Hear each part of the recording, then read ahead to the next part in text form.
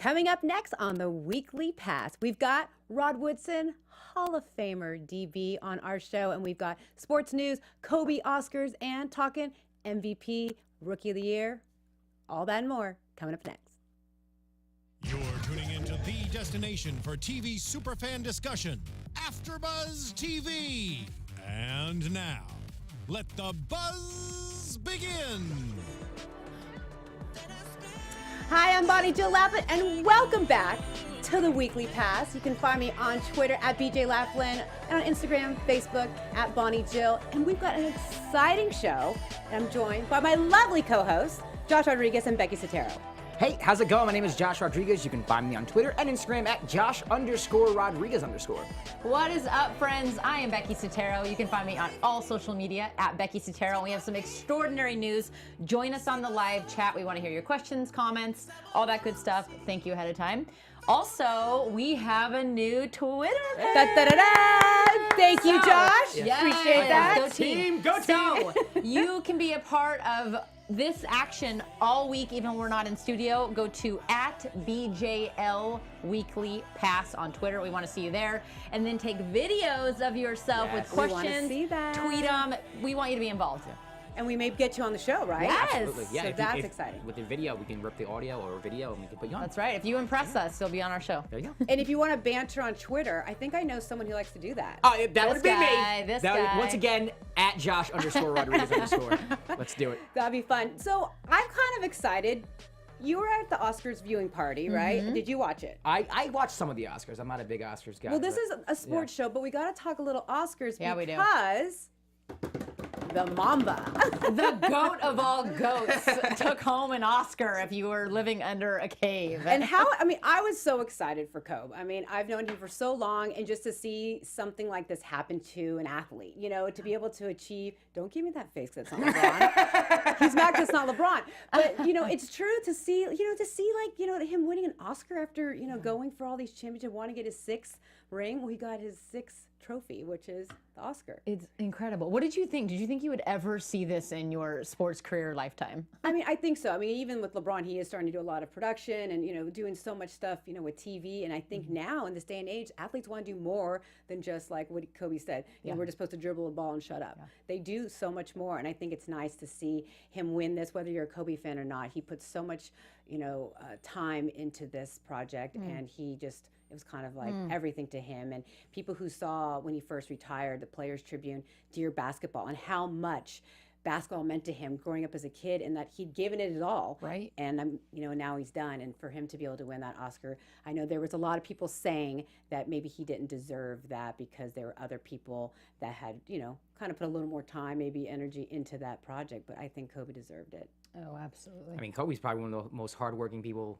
Thank of you. all time, right? I mean, so I can't even imagine what he was like, during this documentary. If he probably went as hard in this documentary as he did on the basketball court. Now, speaking of that, though, like, what was he like? Because you know him. Yes. So, like, explain to me, like, what is it like being around Kobe Bryant and his work ethic? And before I get to that, viewers, we are trying to get Kobe on. I talked to him yesterday, congratulating him, and so hopefully he'll be here talking actually, what he thought about this extraordinary win. But yeah, he's just, he's different. I remember like his first year with the Lakers, people were kind of thought that, this kid, is he introverted or what's going on? But he was just so different from the rest of the team, while Shaq's like throwing food and, blowing big, bubble gum So and much this and that. controversy, yeah. Kobe's in the back of the bus reading, brushing up on his Italian, listening to classical music. He just was, a different cat, different than the rest of the guys. And he just is so intelligent and so smart. And I think you saw that, on the court as well, that he just really, in his head. He's an entrepreneur too. It's not just an athlete.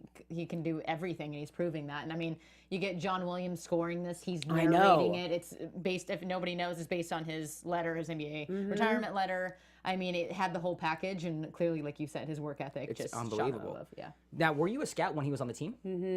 And he always was so supportive of me, which was so nice, to have someone like him. And the Boston Globe had written an article about me that was kind of a smear article, and Kobe was the first one to like have my back. Good. And to say, just because she's a female, she doesn't deserve this, and that all of us, have her back. And it was always really nice that when you have someone like Kobe, anyone having your back is nice, right? But when you have someone who's leading the team, it was nice that he was, in my corner. And during the 20 years of him playing and seeing his jersey retired, they actually showed a bit of Dear Basketball, and I was in tears because it's something kind of very sad about it. It's that he was done, and the way that it kind of all.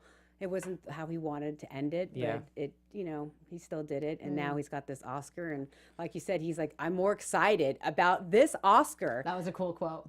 Than the championship rings I had in the insane. NBA, which is kind of nuts. Have you talked to him personally since he won the Oscar? I just texted him. Awesome. Yeah, and just said congratulations, and I was so happy for him. And I was watching it, at home, and I'm jumping off my couch, like all excited, know, because you didn't know just because it's Kobe doesn't mean he was going to win. Well, did you talk to him about next steps? Is he thinking about? I mean, he's wanting to do so much other more. things? Yeah, Sure. and he's working with Stan Lee. Obviously, I think you guys probably know who he is. Creator of Marvel. He is wanting to do more like the comic book stuff and superhero and the animation. Like he loves all of that, and so. Well, now he wants to be the best in this genre. It's kind of cool. Yes, It's that's so cool. just like Josh said. He's so competitive. So everything he does, he wants to excel and just be the best at it. So it's nice. So I'm happy for him. So we need like a little Kobe! Congratulations. We have a Congratulations. video, don't we? Yeah, we had a video of him accepting the award, which was interesting. And it's funny, I didn't even know he was nominated. You didn't? I know. I mean, I'm such a big sports fan, and I gosh. had no idea that Kobe was even nominated for an I think Oscar. LA had a little bit of an excitement earthquake happen when this award was given out. Yeah, I'm happy for him. I like Kobe. Listen, if you're gonna ask me LeBron versus Kobe, I'm gonna pick LeBron. But that doesn't mean that I don't respect Kobe Bryant and what he's done for the game. He's one of the best ever, and obviously I admire his work ethic and what he's done for the game. So to see him continuing in another venture like this and succeeding so early. And look So how early, humble he yeah, looks. I I mean, know. I think that's the thing too. You're looking at one of the most, easily the best, one of the best athletes we've ever had in our time. And look how humble he is in this moment. I think he was a little bit shocked too. Like, Sure. Could you see the way he was holding it? Yeah. And he had all these pictures of him with Denzel Washington and different people, and you could a tell he was moment. kind of like a kid again. Yeah. Being able to be around all these stars. And I also got to throw out a shout out to my boy Jordan Peele that won original screenplay. Yes. For Get Out. Didn't you posted a picture of you? Yes, I'm that's friends. right. Yeah, I'm friends with him. I did a couple episodes of Key and Peele, and I kept in touch with those Did guys. you, what So episodes were you good. on? I was a sportscaster. Were you? Yes, and the one where they're going crazy about adversity. Do you remember? And he's an athlete. I gotta and he's- rewatch these. And he's throwing the couch and he's kicking things and he's talking about how I've been through so much adversity. And it was great. But I kept in touch with those guys, and it was so nice to see how both of them have done so well and how creative Jordan is. So yeah. They were probably shell-shocked, huh? Oh God. I mean, I was so excited for him. Just to. I mean, he's a rookie. Yeah. To get that, and now, I mean, he's going to do so much more too. Is there any Oscars in your future? It's like the curling. What can we get it in? We have dreams, ladies and gentlemen. What can we get it in? We got to look at the categories. What can we get it in? I don't know. I don't know. Oh gosh, that'd be amazing. But what's going on in sports news, Becky? Oh my goodness. Well, the NHL is sleeping a little bit, so not a lot going on, but we do have the NCAA college portion of hockey is actually coming to an end. So we've got a lot of those players are going to become impact players in the NHL. So it's sort of all eyes are on them. Oh, that's right. They bring up college players. They do. That's They very do. interesting. So that's It is. It's It's a so big, different. Yeah. It really is. I mean, it's a big thing for the NHL because prospects are going to be huge this year for the draft. We've got March Madness kicking off. Yes, on the that's 11th. exciting. Do you guys We have know any we're ideas? doing brackets. We now. have to do a bracket. Next week we're doing brackets. Get your brackets ready. Yes, and show us your brackets. Yes. We because should have some type of competition. We have to with do the some. fans. Yeah, do something. Well, Selection Sunday is on the 11th, so that's going to be kicking off. Can't wait to see who you guys are going to be picking for that. The FIFA World Cup, you guys, soccer fans, 100 days away. It's happening in Russia. Is it? Russia. Yes, Russia, but there's so much scandal happening in Russia, but they have got their stuff together and they're really providing an incredible opportunity for all the fans. What's the scandal? Players doping is a big thing. Not enough hotels.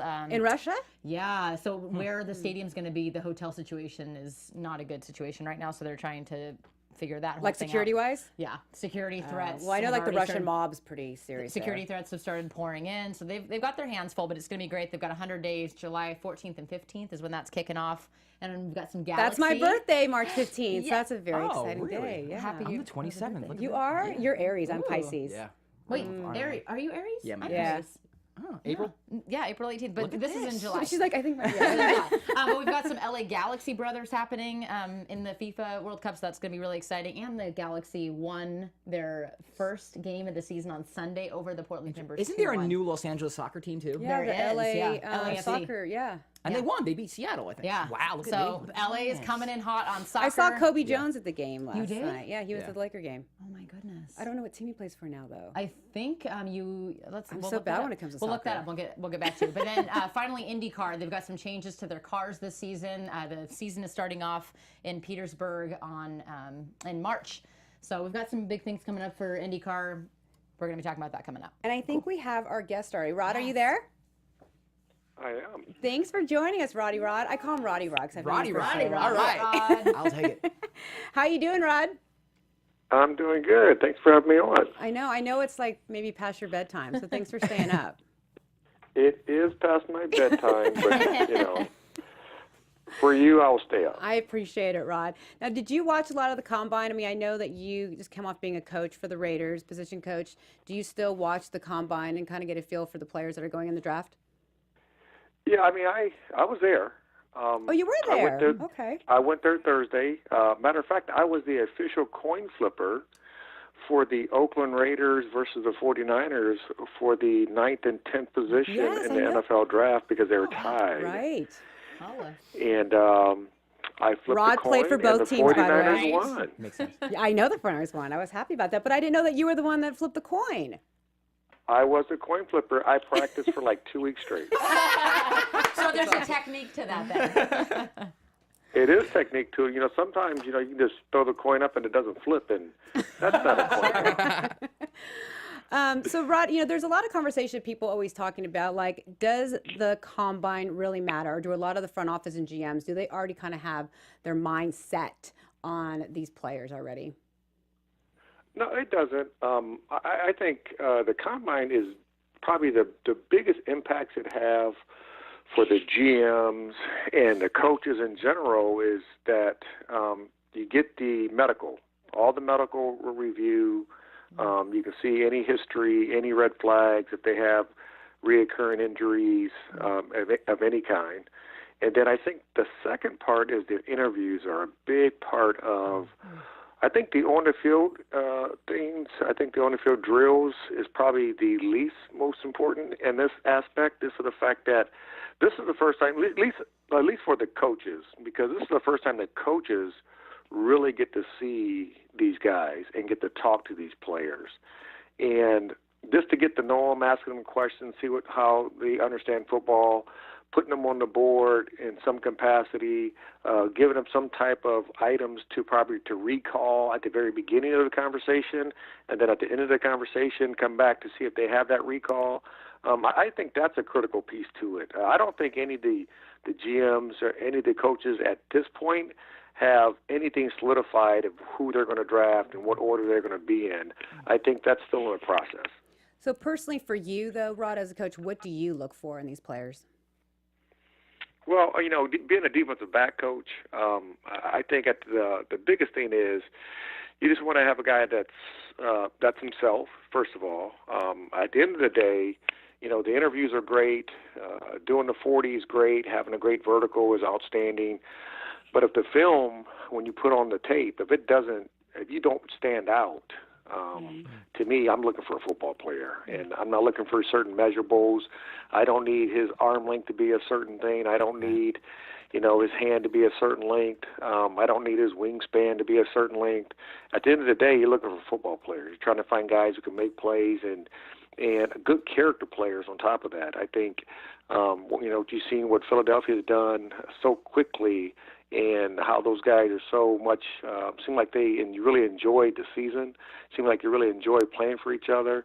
And those are the type of guys you're trying to find that you can play for Sundays and on Monday nights and Thursday nights nowadays. But, when you find guys who really enjoy each other, you can win a lot of football games and you can win a Super Bowl. Now, you were there, Rod. Did you get a chance to see Shaquem Griffin and how great he did in the 40 and everything? I mean, one-handed linebacker coming out of Central Florida, and he just really turned a lot of heads. I didn't see him personally, but I definitely saw it on tape. I just couldn't believe he ran that fast for a linebacker. First of all, Yeah, 4.38, which is like crazy. And That's Rod, you ran in 4.33, right? I did. Wow. So I mean, he's a lot faster than I am, but basically, especially for being a linebacker, I graded his brother last year coming out.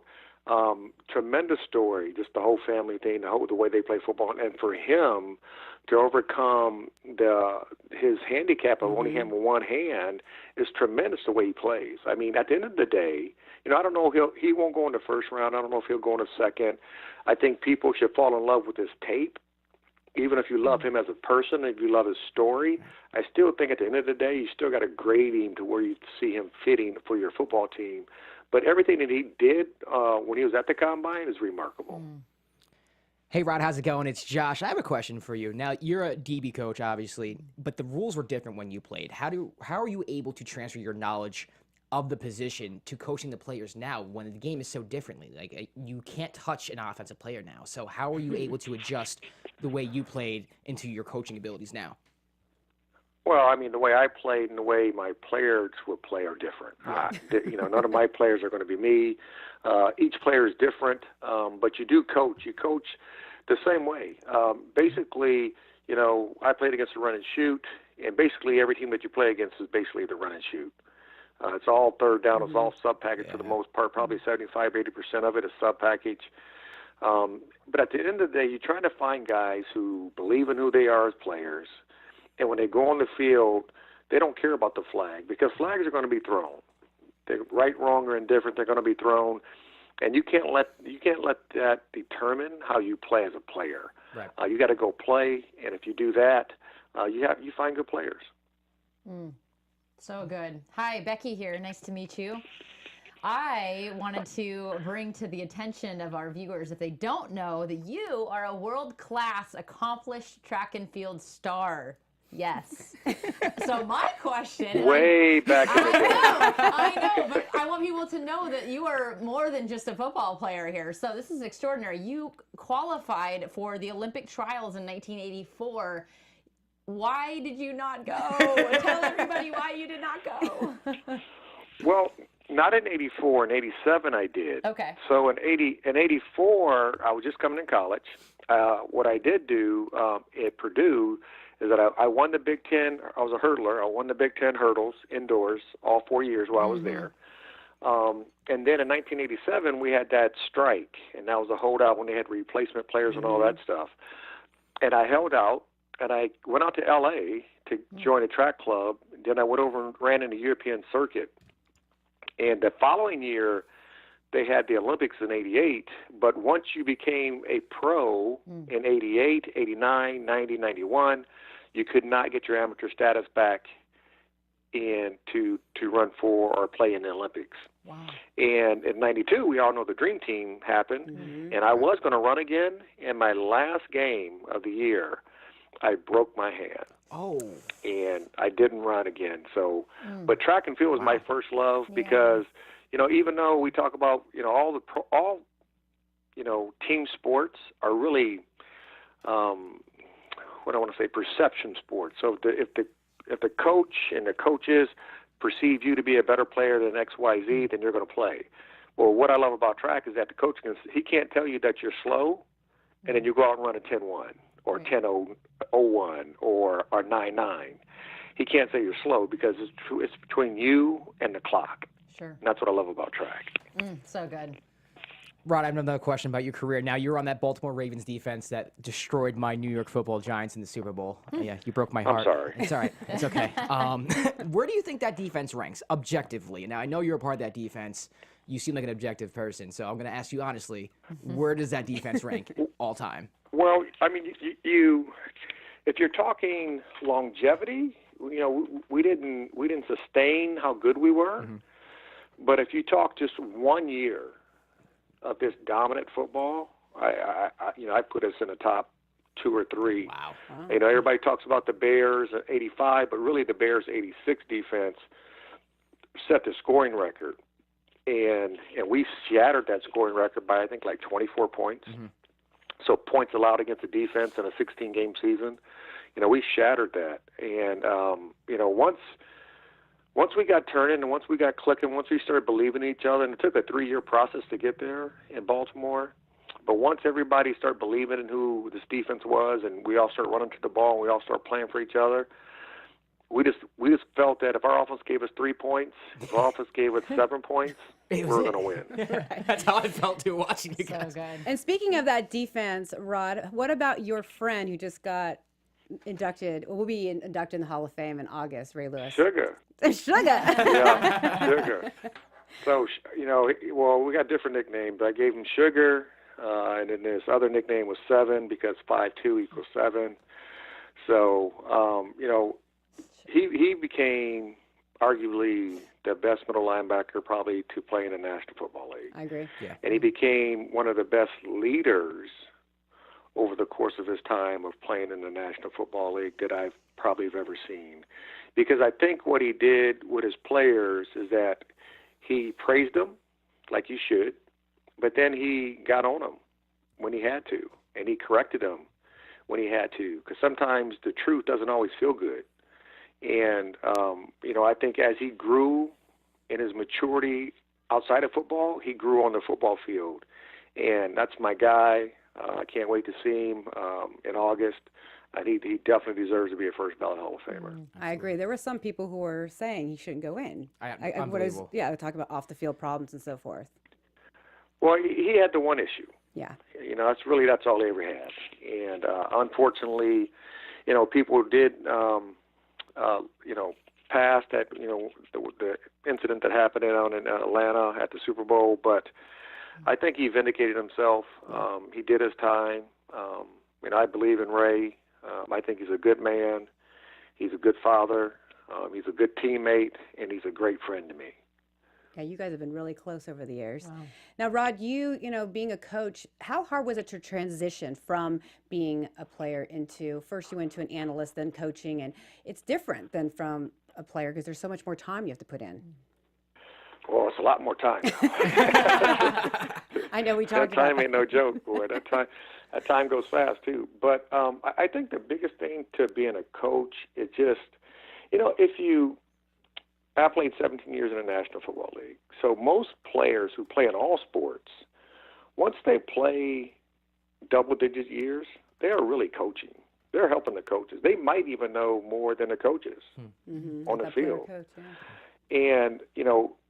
And I think for me, the biggest thing for me, the big adjustment is to get all the knowledge that's in my head and to put it back out on paper, but to also realize that all my players are different. They're different than me. They're different than all the other guys I've played with. So what I used to tell my guys is that I want all you guys to bring your own uniqueness to the game inside of our system because I want you to be comfortable. And I'm going to tell you, I'm going to talk about certain techniques and certain things that I like, but you probably can't do all of them. Right. But if you can do 1 or 2 or 3, and then another coach or peer tells you something else that you might like, and you put that on your tool belt, and if you keep adding to those things over the course of time, you become a really good player. So I think for me, it was just trying to get all the knowledge I had in my head back to them, and to teach the system in the classroom, because I think you teach the system in the classroom because all systems are different because all the languages are different from different coaches, but it's really all the same. And then when I got on the field, I coached all the same. Right. That was completely different. But I thought I love seeing ex-players get into coaching and to give back to the players. They're millennials. They are a little hard-headed. They are a little spoiled. Sorry. But they want to be coached. Just like your kids. Your kids. They always say they don't want to be disciplined, but they really do want to be disciplined because when they grow up and they're good people, they're going to thank you for that later. Well, with that being said, though, Rod, do you ever get frustrated as a coach saying, like, God, the mistakes you're making, I would have never made? Or is it tough to ever, not want to really, put the hammer down and say, why can't you do what I do? No. I mean, yeah, a couple times in practice, I would say, I would stand behind one of the players or two, whoever it might be, and I was like, slide over. And as the players are going through and the quarterback is in his cadence, I'm like, slide over. He's going to throw in the seam. and then he doesn't slide over, and he lets the ball get caught in the seam. I said, you didn't see that?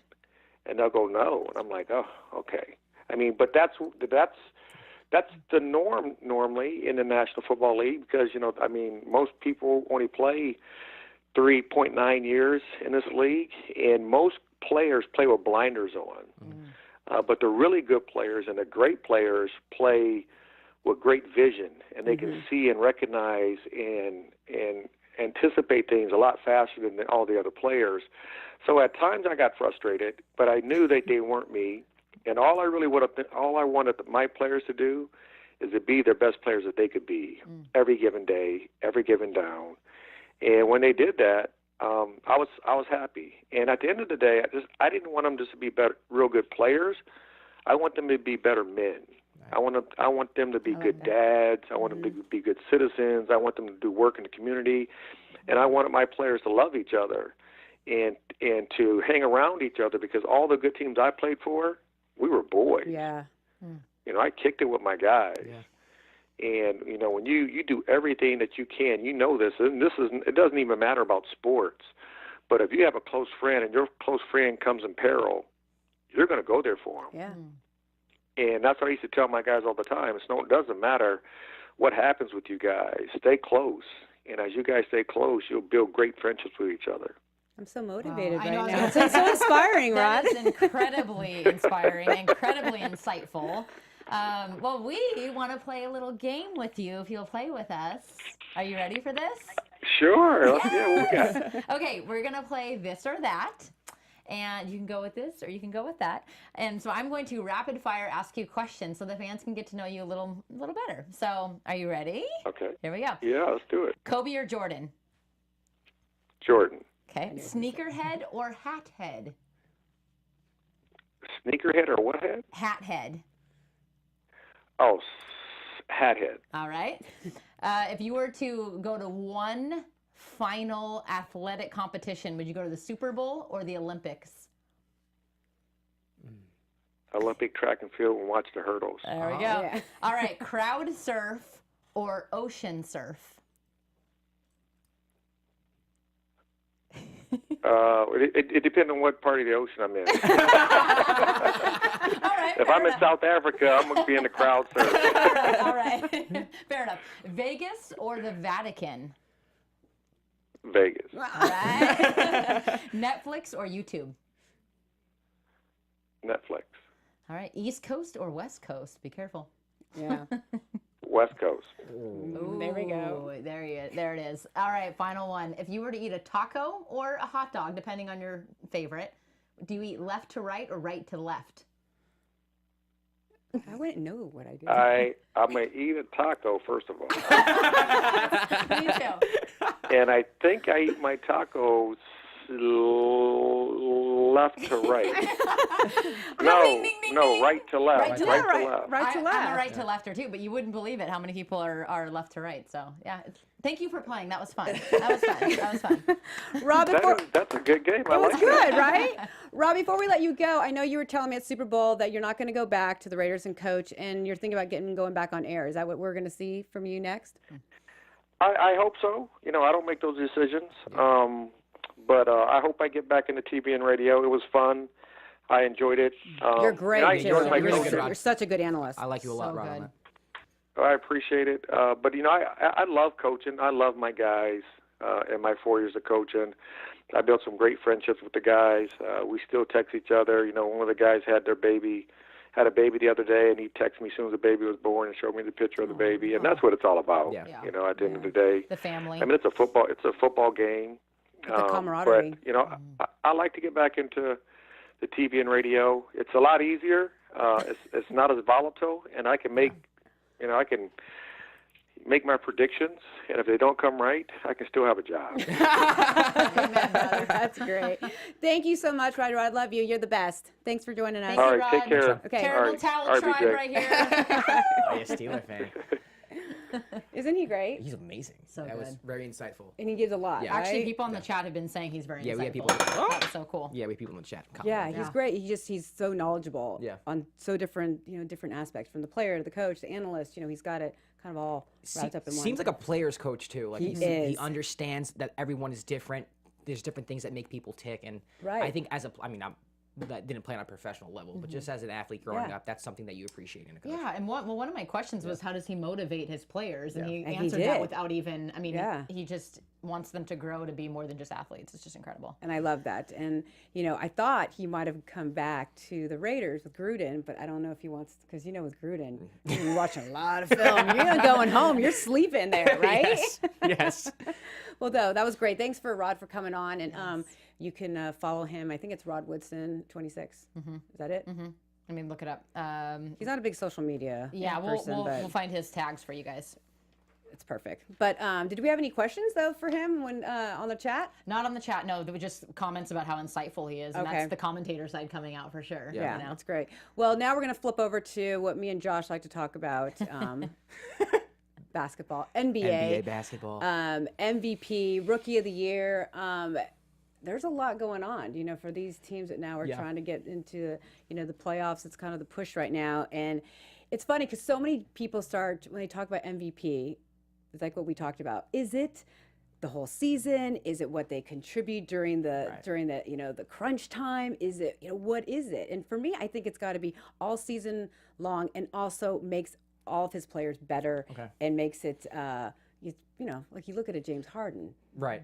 I mean, the front runner right now, he's done it all, right? And I always feel bad for James because every year it's like he's right there, and then Steph takes it, or someone's always right there to take it from him. And he's just had a phenomenal year, incredible. I mean, his stats: 31.2 points, 8.9 assists, 5.2 boards, 1.9 steals, and 44.7 from the field. Yeah.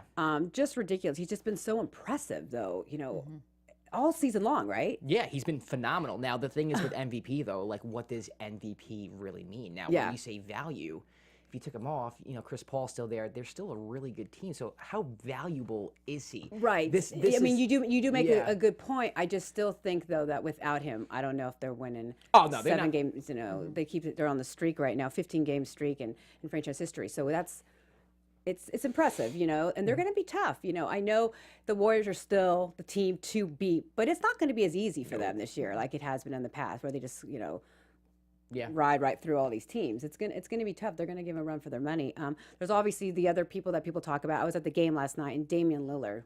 Oh my God, He's unbelievable. He's probably tearing up my Knicks as we speak right I now. mean, ridiculous. I mean, Yeah. he's been good for he's always been good, but I think really you're seeing, after the All-Star break too, just seeing how phenomenal. I mean, and just knocking down threes, right? I mean, just crazy. He's unbelievable. Unbelievable. And then you have someone like Anthony Davis, DeMarcus Cousins goes down, and then New Orleans shoots up to the 4 seed. Right. It's weird. Everyone's like, oh, they're not going to make the playoffs Right. anymore because And they're about the 7-8 seed when DeMarcus goes down. Then Anthony Davis just goes on this ridiculous hot streak. They're 8-0 in their past. And I love seeing that. Yeah. Didn't you have seen that? Like when DeMarcus went down, like you made a good point that everyone's like, oh, they're done. He actually okay, I got to fill both roles. Yeah. And that's what he did. He's been unbelievable. And the other person, you always got to talk about KD and LeBron. Whenever there's MVP talk, they've got to be in the conversation. Yeah. Yeah, but the same thing with KD, though. He has Steph there. He has Clay there. He has Draymond there. Like, how valuable are you? Right. We've seen that team win a championship Right. before he even came over. So when you're talking value, it's like, how valuable are you? You do wonder. Yeah, and that's why I think LeBron is always in the conversation. I'm not saying he's the front runner. Because he holds the whole team on his shoulders. Exactly. Without LeBron, that team is utter garbage. Right. They really are. I mean, they're not even playing well right now with him.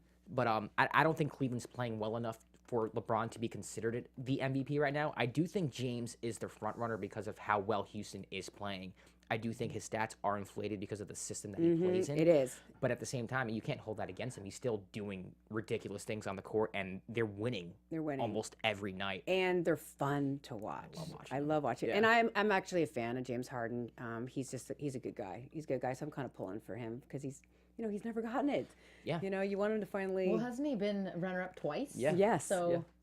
Last year it was Russ, and actually with 2 weeks to go in the season, people were saying Harden was going to win. Then Russell just went on a ridiculous streak. With those triple doubles, and I mean, it's kind of crazy. But he finished the season very, very hot, and then he had that game winner in Denver that knocked the Nuggets out. It's just he started having moments the last couple of weeks, and it just knocked James out of the race. I felt pretty bad for him. I did too. That's why I'm really pulling for him. Yeah, me too. I'm rooting for James Harden. I'm a LeBron guy, but at the you same time, gotta pull for James. Yeah. And then Rookie of the Year. I mean, this is kind of.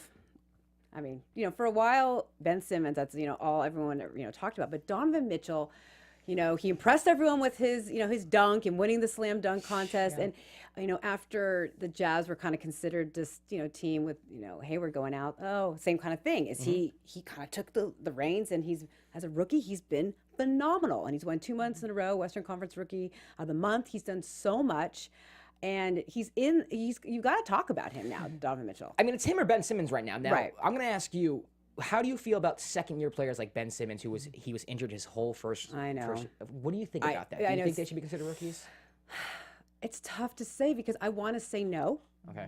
Because they were there, but he didn't get any. He wasn't there actually playing on the floor when you're hurt the entire year. So he's really he's like that redshirt freshman kind of thing. Yeah. In college. So I mean, you got to put him in as a rookie because he didn't get any time.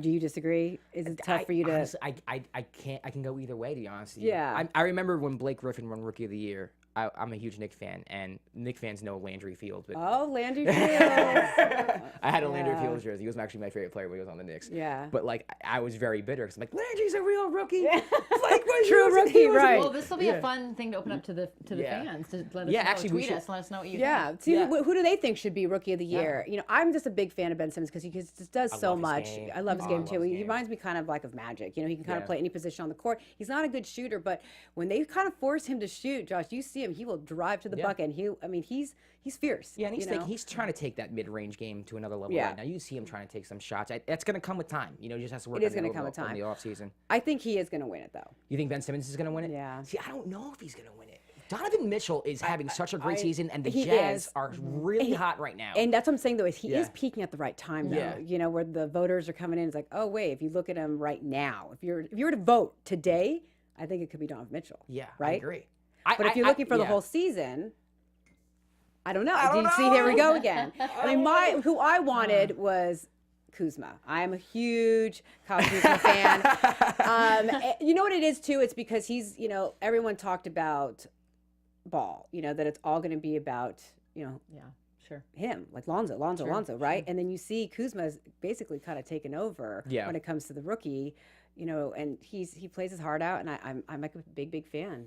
I'm a big fan of Kuzma too, but there's no doubt that Simmons and I'm just kind of saying kind of some honorable mentions. Honorable mentions. Yeah.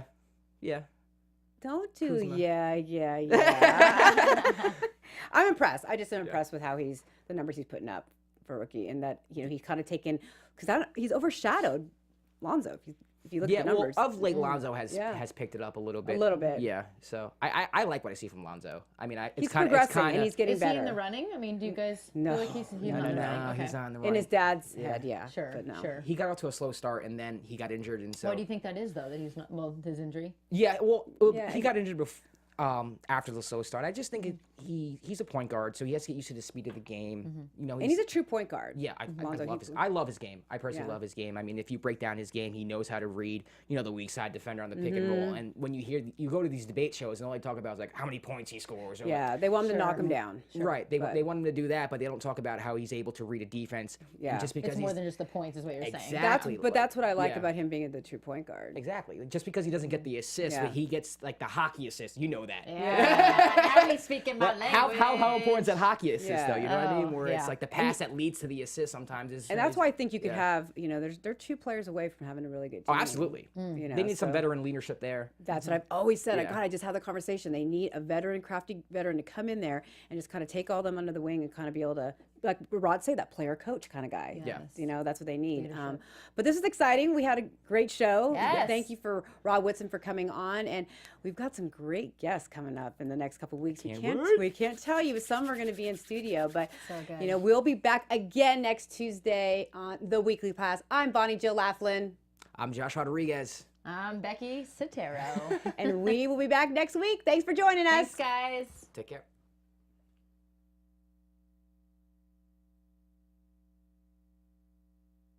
From executive producers Maria Menounos, Kevin Undergaro, Phil Svitek, and the entire AfterBuzz TV staff, we would like to thank you for listening to the AfterBuzz TV network.